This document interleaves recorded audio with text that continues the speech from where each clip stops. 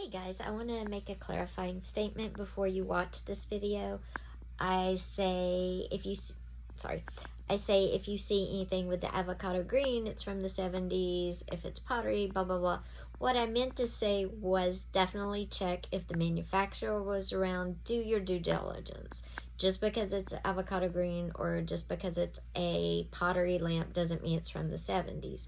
Color is a good indication, but always verify the maker. You can definitely tell on lamps because if they are vintage, they'll have the weird little two-prong plug, and it's normally like real thin, brown, very old looking, okay? But again, those could be from the 60s and 50s too. So verify your lamp, look on the bottom, see if there's a maker, and look it up. You have to do your due diligence. Most sellers are honest with you and they give you the correct dates on items, but some are not, so always do your due diligence. Hey guys, welcome back to my channel. This is LS Vintage Design and I'm Lisa. How is everybody doing today? I hope you've had an amazing weekend. Today, I thought we could talk about 1970s items for your home. What can you still find and be sure that you're getting an authentic vintage item from the 70s? Because you know the 70s are really hot right now because of the show Daisy Joan and the Six. Especially clothes. If you want some 70s clothes, you're going to pay for them right now because everybody and their mother jumped on reselling 1970s clothes, which is fine. That's great. I love to see people that resell. It's amazing. But my thing isn't clothes so much. My thing is vintage items. Now, the vintage I have in my shop is vintage Tupperware. That's it. But I'm going to show it to you and give you some ideas of how you can use it if you want to use it for decor versus in your kitchen. But before we do that, I've pulled up several different ways that you can bring 70s into your home now and make it blend seamlessly with whatever style you have. I have my computer pulled up, so I have all the images on my computer ready to go. So if you'll come in closer, we can get started. Okay. A couple of things that from the 70s that you could have in your home today that would blend seamlessly are bedspreads. And you can tell this one is legitimately from the 70s because of the color and the style. Florals were huge in the 70s.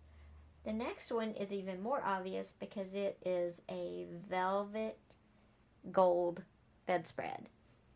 Again, I'm picking bedspreads because you can have those laundered so you don't have to worry about smells or germs, but make sure they come from a smoke-free home. Something else that blends seamlessly into homes today from the 70s is lighting, whether it's the hanging lamps. You can find these with the amber glass shades, with the green glass shades, and they'll be really ornate, and then they hang over like that. Also, brass lamps. If you didn't know, brass lamps have been around forever. They were around in the 70s. Green pottery lamps like this. Anything that avocado green is from the 70s. Pottery lamps with the oranges and flowers or owls, butterflies, those were all really big in the 70s. Now we're going to wall hangings. Again, these are things that blend seamlessly.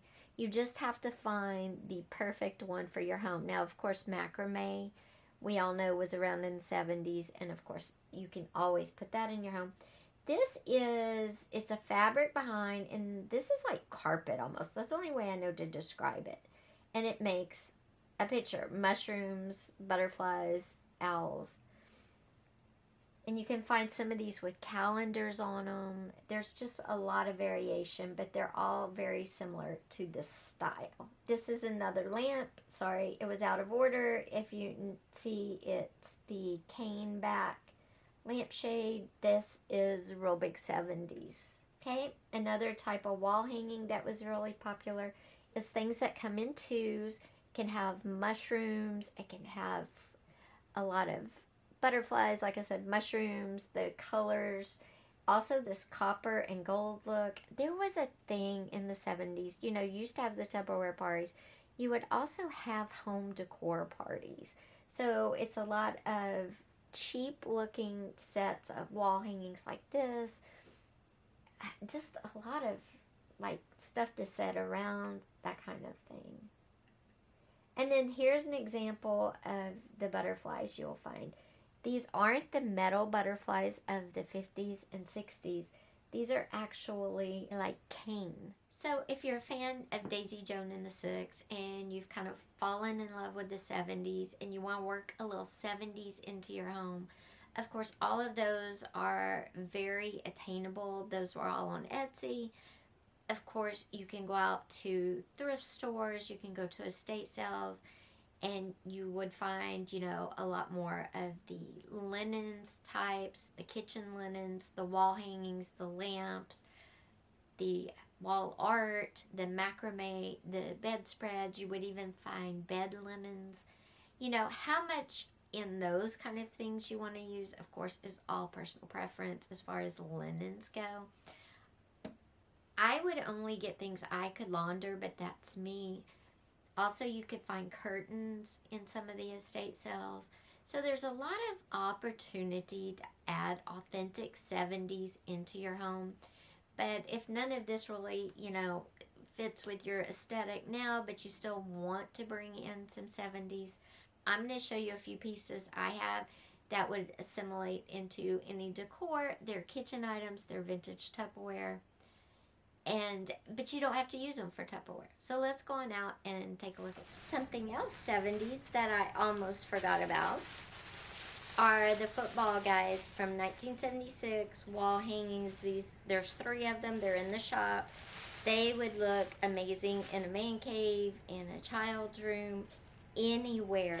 These are in great shape. They're really cool. They are heavy, but hanging is easy. Okay, guys, the things that I have that are authentic 70s are all Tupperware. But I thought I would show them to you and give you some alternative ways to use them if you're not interested in using them as their intended use, but you still want that pop of 70s maybe hanging out in your kitchen. These are little spice racks, okay, or little spice containers. You could actually put a magnet on these and put them on a refrigerator, especially if you're in an apartment or if you're living in a camper or if you like to travel in a camper. They're also stackable, which means they take up less space too. So these are great for their intended use, just in case you've never seen one. And they're all the same, and like I said, they just stack up and stack out of the way.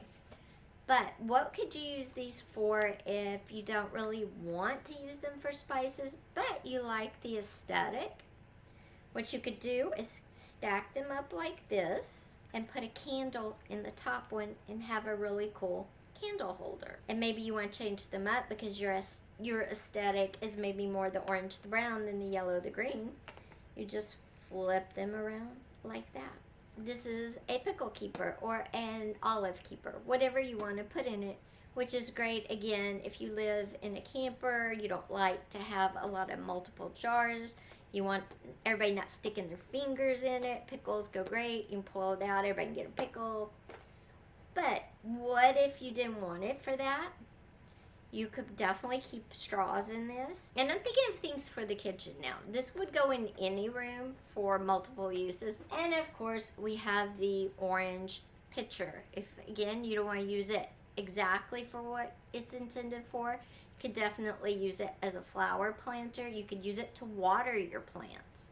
There's 1,000,001 uses for these things, and they'll give you that great 70s aesthetic, but I don't have much. I mean, this is like maybe it, plus 1 or 2 other little things. So if you're interested, remember candle holder, plants, plant flowers, water flowers, and definitely straw holders. This is good for that. Anyway, guys, I hope you enjoyed this talk on how to bring the 70s aesthetic into your home. Of course, I plan on going out very soon into the antique malls, thrift stores, and we'll see what we can find while we're out. I'll see you soon. Bye-bye.